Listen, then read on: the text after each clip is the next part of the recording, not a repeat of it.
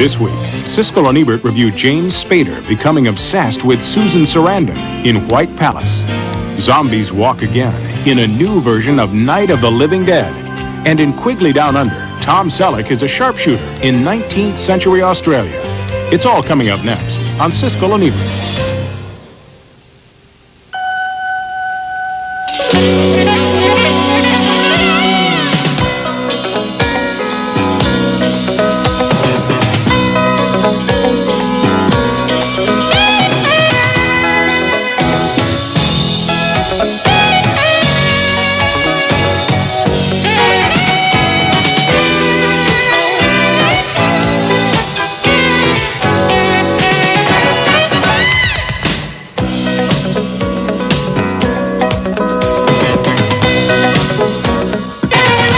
Before you assume I'm guilty, weren't you hear my story? No.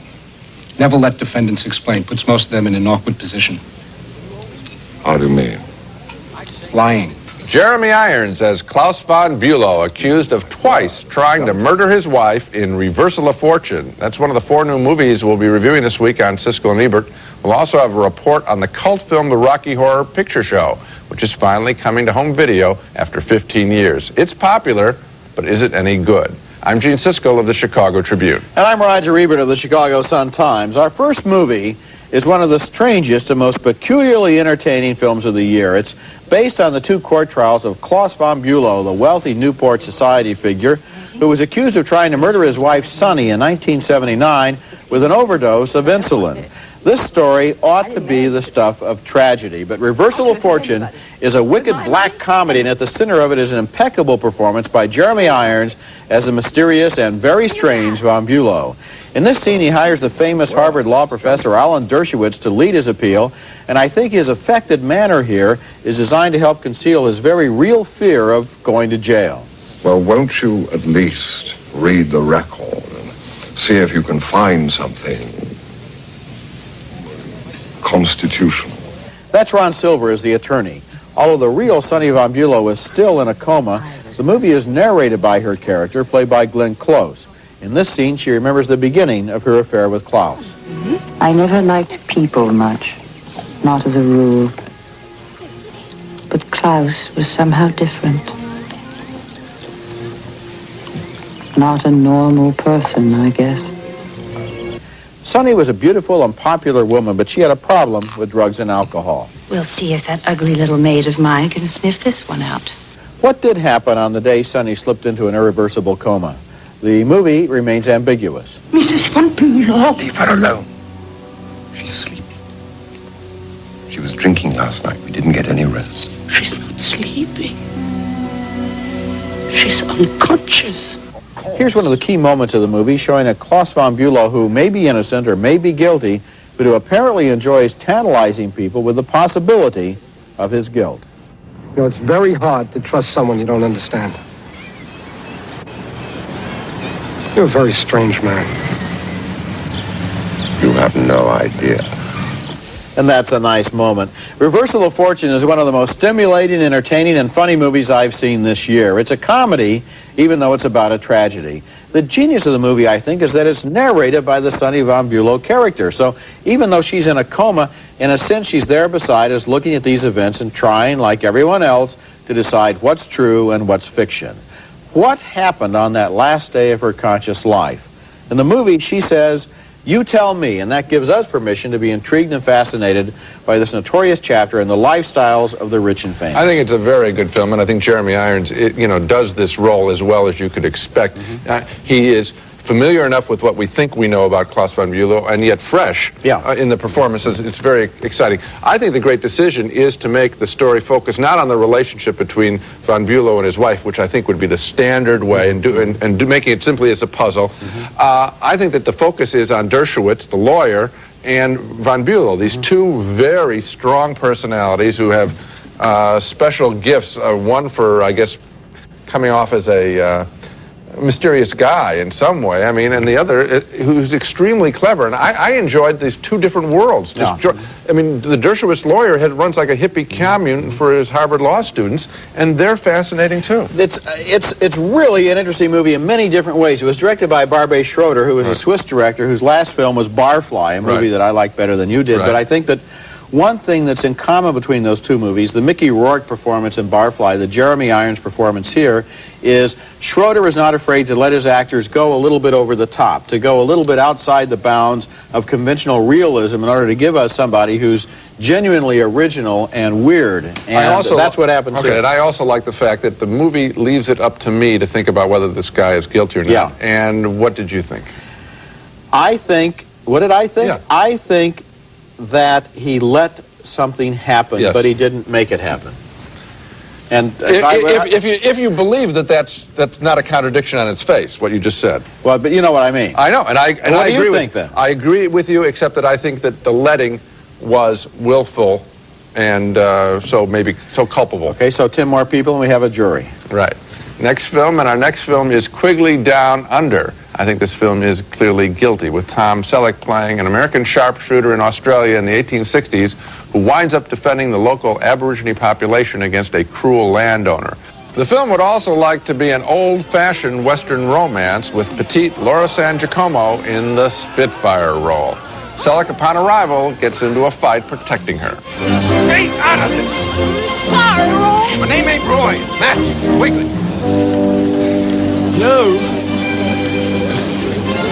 And you're the fella Marston sent us to bring back. Eventually, Mr. Quigley is brought to the ranch of the evil Alan Rickman. Remember him as the villain in the original Die Hard? Well, he's good here, too, as Selleck demonstrates his long-range marksmanship. Are you quite certain, Mr. Quigley, that you wouldn't like the bucket a bit closer?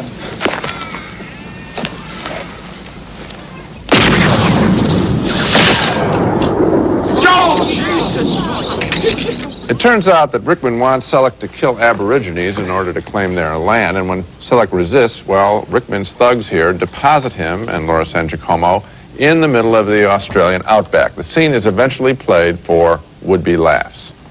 I wish people quit hitting me on the head. Don't worry. On a new job, it's quite common for things not to go well at first. I found Quigley Down Under to be a big mess. Selleck seems stiff and looks silly in his goatee, which looks like it's pasted on. The only thing that is distinctive about his relationship with San Giacomo is how much taller he is than she. She comes up to about his chest. The movie tackles a serious subject, the murder of Aborigines, in one scene, but laughs it away in the next. Quigley Down Under, I think, is a perfect example of why a lot of people are no longer interested in the Western movie. Well, I'm not going to recommend it either, but I guess I must have liked it a whole lot more than you did. This is one of those movies that falls into the category of having greater psychic pleasures than intellectual pleasures. I think that intellectually it's a pretty dim-witted movie. Right. But in terms of the pleasures that you get while you're watching it, there were a lot of them. I liked Selleck in this movie. I thought he was very convincing as the cowboy. The goatee is obviously real, Gene. I think you're just unused to seeing it on his chin. As for the difference in height between the two characters, I don't see where that's relevant at all. I feel that they had a real interesting chemistry, so interesting that I wish there had been more screen time devoted to it. And she, in particular, is a real strong presence here. She is one of those Spitfire types from the old Westerns of the old days. She is playing one, clearly, but I think she's such a modern person that in this clothing, and him, again, a modern guy in that clothing, I didn't buy them as characters at all. And all I'm making the point about his goatee, of course it's natural. I mean, I don't think he had to have it pasted on. I'm saying it looks pasted on. And maybe that's because the whole character looks pasted on. The uniform, the whole story. I saw two modern young performers walking through a vintage story. Well, I was able to suspend my disbelief, I guess, a little more successfully than you. It's been 22 years since the original Night of the Living Dead became a landmark in horror film history. Now the movie is back as a remake. We'll review it later in the program, and coming up next is White Palace, the unlikely love story between Susan Sarandon and James Spader. I have never wanted a woman as much as I wanted you. 50 burgers, you gave me 44. Now, what's the problem? Do I get my money back or do I go to the manager? That's James Spader as a young yuppie in the advertising business, and Susan Sarandon as a waitress there in a hamburger joint. And White Palace tells the story of how they fall into a passionate love affair, even though they come from different age groups, different backgrounds, and different religious traditions. He's Jewish, she is a former Catholic. In the movie, they meet accidentally later that same night at a bar, and he's been celibate ever since the death of his wife 2 years ago, but that night they get drunk, they make love, and even though he says he'll never see her again, he's back at her door in no time. I'm 43. I'll be 44 in December. I'm 27.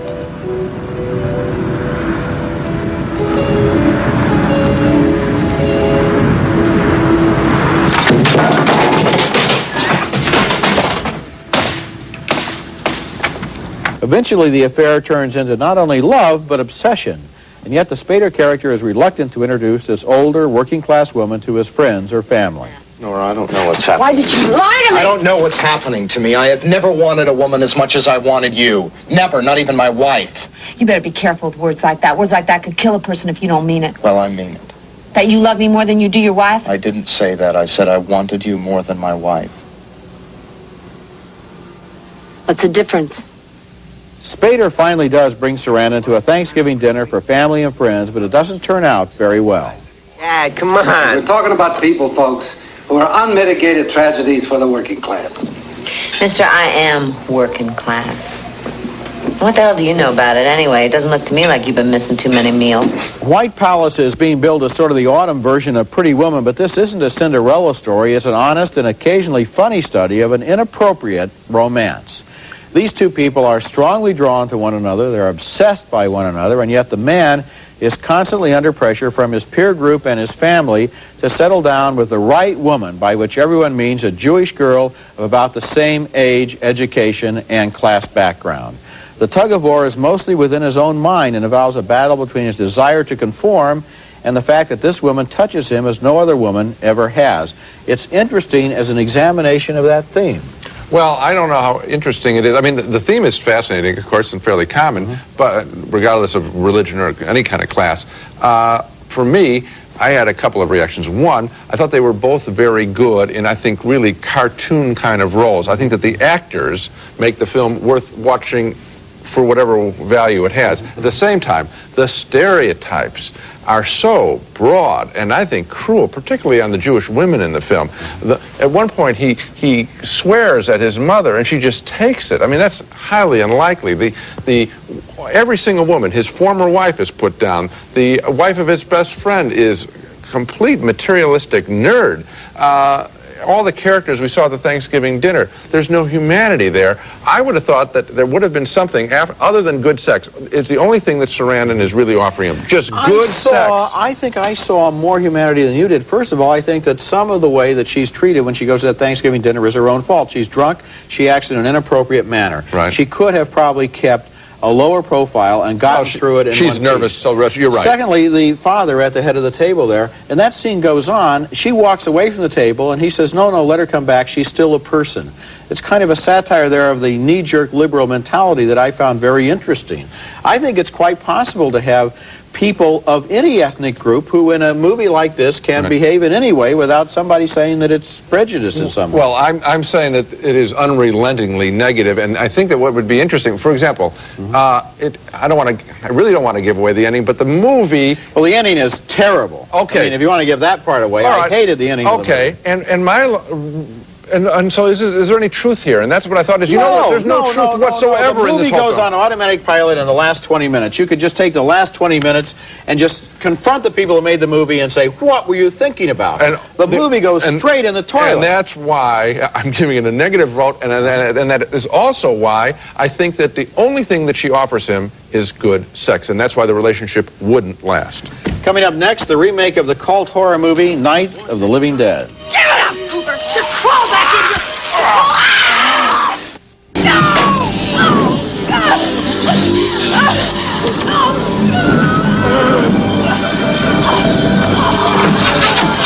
The Zombies are on the attack again in Night of the Living Dead, and our next film is a remake of George Romero's classic 1968 black and white cult horror film. It was made on the cheap 22 years ago. The original movie, however, earned a lot of praise for its low-key, sometimes droll approach to horror, with convincing zombies who just kept on coming, slowly, tottering, and steadily so.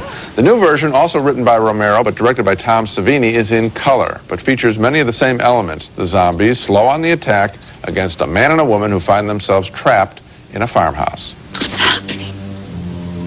I don't know. Nobody knows. The classic shots of the zombies here, staggering across the countryside, are a big feature in this remake. I just don't think they're as menacing, however, in color. They're so slow. We could just walk right past them. We wouldn't even have to run. I think she's right. They conceivably could walk away, and that would be the end of the movie. Nevertheless, other potential victims congregate in the farmhouse, and there's naturally dissension led by a nervous father. Said they were going to board it up.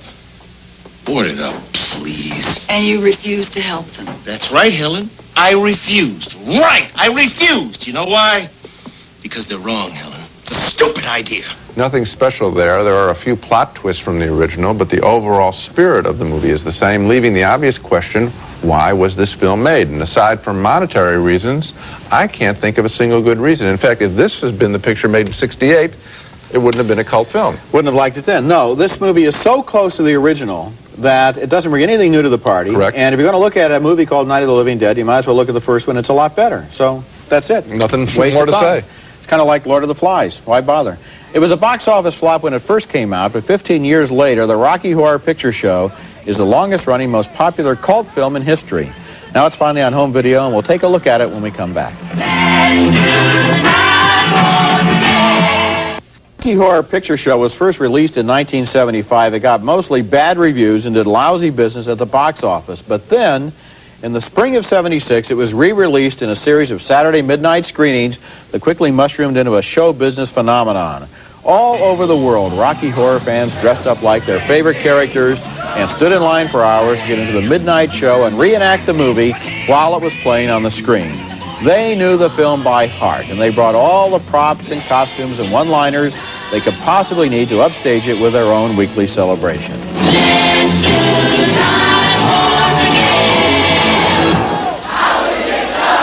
It's just a jump to the left. Rocky Horror, which is a send-up of classic horror films with a big dose of modern-day kinkiness, has been playing somewhere at midnight ever since 1976. This past weekend, for example, it played in over 100 American cities, and it's grossed more than $100 million at the box office. But it was never released on home video, maybe because the producers wanted fans to keep buying those tickets. This Halloween season, however, the Rocky Horror Picture Show is finally available on video cassette so that the home audience can check out the story of Dr. Frank-N-Furter, the transvestite from Transylvania. Well, you got caught with a flat world. How about that? Well, babies, don't you panic. By the light of the night, it'll all seem all right. I'll get you a satanic mechanic. Is this great comedy? Is this inspired music? No. But it has become ingrained in the memories of thousands of Rocky Horror fans until the quality of the material hardly matters.